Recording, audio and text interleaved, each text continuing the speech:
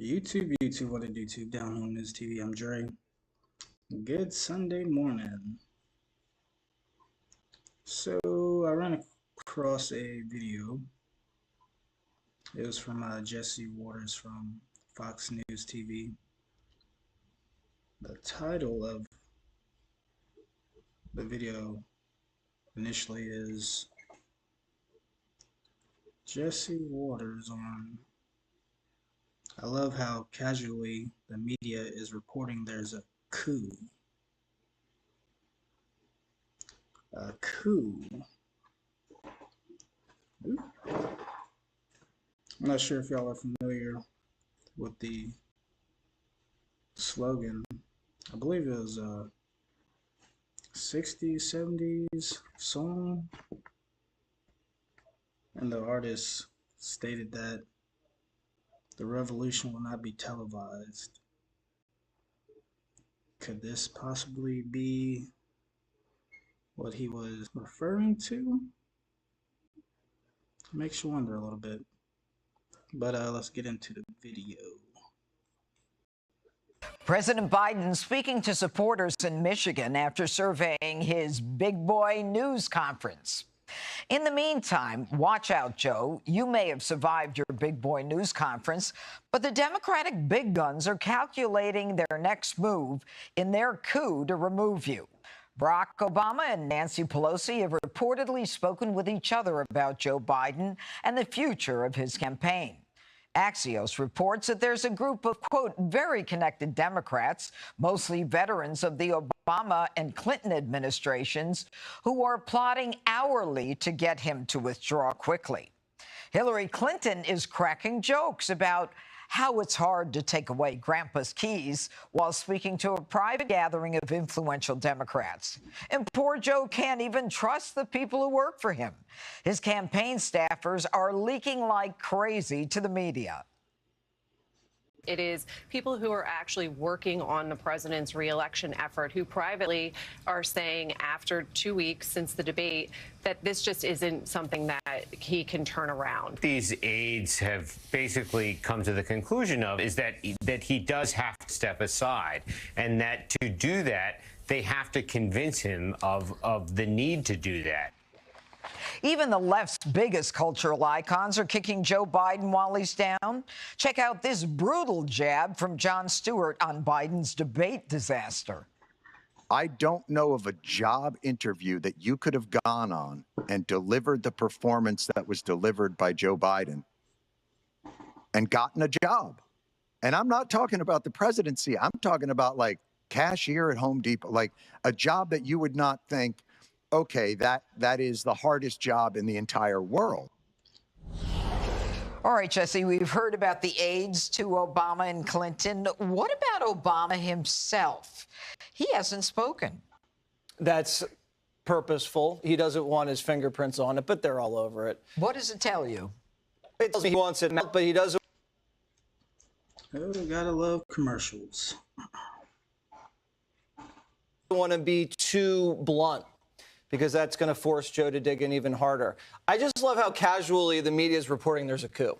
It's like you're going through your email and you're like, oh, they want a 4 o'clock meeting on a Friday. Great. Up, coup against the sitting president. Up, 15% off Neiman Marcus today. All right. Like, people, it's just like, oh, one of those things, a coup. Oh, it's a coup. And this is the second one. They did it against Trump, too. Yeah. And now they're doing it against Joe. Now, when they did it against Trump, it made a lot of Republicans back Trump harder. Right. This may make people on the Democrat side back Biden harder. I'm backing Biden harder because they're trying to do this to him. It's so unfair. And it is. Because welcome to the team, you two. We'll take it. For now. If they wanted him out because he was mentally unfit, 25th Amendment. That's an honest assessment, 25th Amendment. But they don't want him out because of his mentality. They want him out because he has bad poll numbers. McCain had bad poll numbers. Dole had horrible poll numbers. They knew in September he was going to lose. Jimmy Carter, imagine Jimmy Carter's poll numbers in July 4th going against Reagan. They didn't get rid of Carter then. They just give it your best shot. This is the game we're playing. There's a primary. They rigged it. But then they have votes for the primary. You have to play by the rules. They have to live with the decisions they made. Yep. He's got a 32% approval rating. He's got a 27% chance of winning re-election. 27. But it's not really because of his age, Janine. It's because of his policies. He's got horrible policies, and the Democrats want to make it about the age to distract it from the policies. But he's in this position, and he was in this position before the debate because of his policies.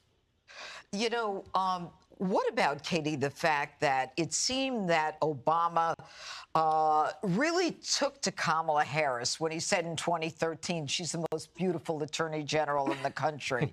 And, you know, he was fawning over her, and Michelle was not too happy. I thought she was going to hit him with the right hook. But do you think the most beautiful attorney general in the U.S.? I'm pretty sure I could find some better looking ones. Think that, you know, there's a movement just to put Kamala at the top? There's consideration of that, but she's attached to Joe Biden. And to Jesse's point, they are very unpopular when it comes to their policies. Biden is one of the most unpopular presidents in the history of polling. And Kamala Harris, that was a marriage of convenience to try and get Joe Biden over the finish line the first time. She doesn't poll as well as Joe Biden does. And for the Democrats, they have this big problem where it's not just the ticket of Kamala and Joe. It's Gavin Newsom polls below Trump. You had Pritzker polling below Trump. They're having a really hard time finding someone who can beat Trump at the polls on these issues. But I got to say, you know, the Bidens got to be pretty nervous that the Clintons are starting to hang around, if you know what I mean. Yeah. You know, probably a little nervous about them. I find it really interesting to see who is backing Biden very publicly and who's not. Like AOC and Bernie Sanders, for example, are very pro-Biden, which is actually a pretty good reflection of how he is governed. He's not been a moderate candidate, or president. He's been a very far-left president. And you're also seeing this class war happening within the Democratic Party. And I think actually Biden has a point when he says the elites are out to get me. Can't get more elite than Barack Obama and George Clooney. Yep. You know, it's funny how things come full circle. It really does. If you know, you know. If you don't know, now you know, nigga. Excuse my French. Biggie Smalls quoting. When Joe was running, it was Clyburn, James Clyburn, who saved him in South Carolina. in South Carolina in 2019. Clyburn kind of has been, he's not real clear. What do you think is going on with him? Yeah, I mean, he doubled down on his support of the president in that most recent interview. To your point, Judge, he made Joe Biden president in South Carolina. The Congressional Black Caucus, which is the core of my party, right, along with the Hispanic Caucus, have met with the president. They've endorsed him, re-endorsed him. There's a lot of energy behind him for that. I think to Jesse's point, you know, the process is played out, right? If you have folks coming in last minute, 14 people voted. Now you can say really wasn't a primary because no one else really ran against the president. Same with, you know, Trump when he was up for re-election. He had some challengers back in 20, but he has cleared the field. It's his to win or lose going into November. Yes, and we agree with you. You're on my team now. I heard right. us. Let's go, Rousing Greg. endorsement. Yeah, Oh my Joe. gosh. Let's go, right, Joe. Greg, you know, the Obama people and the Clinton people, they're all like, you know, they're throwing in the towel, allegedly. But they're the ones who held up the towel for all those years. I wouldn't touch that towel. You know, Hillary and Obama are like, they're like the long-suffering understudy, hoping that the lead gets crushed by a stage prop. You know, it's going to sound like a Forgotten Columbo episode where an ambitious older female politician invites the president out for a hike. And then two go out and one comes back. And the one that comes back is wearing a pantsuit, as always. But it is interesting, Katie, you do bring it up, the thing about that Biden being a far-left president. Why are the only people still really, really supporting Biden is the hard left, progressives like the Squad, Bernie Sanders, and the rabid firebrands on social media and you know, mainstream media. It's because he was and he will remain their progressive Trojan horse. You know, their support is a quid pro quo, which is Latin for you owe us, old man.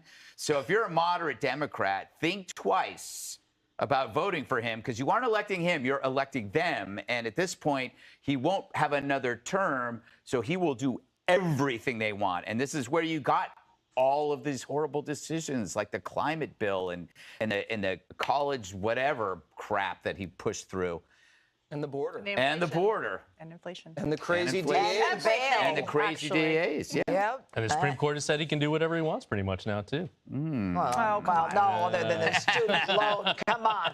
All right, a huge week starting on Monday. The 5 is going to be live from the... Yeah, a lot to soak in on that one. But let me know what y'all think about this. Share your opinions. Like the one guy said, I did a video on him. I can't think of his name. I'm still waking up. Said if you don't do politics, politics will do you. And I want to say I'm a fanatic of either side, but just vote for your best interests. That'll affect you better and make your standard of living a little easier, I guess you could say. But Down Home News TV, I am Dre. Y'all have a good Sunday.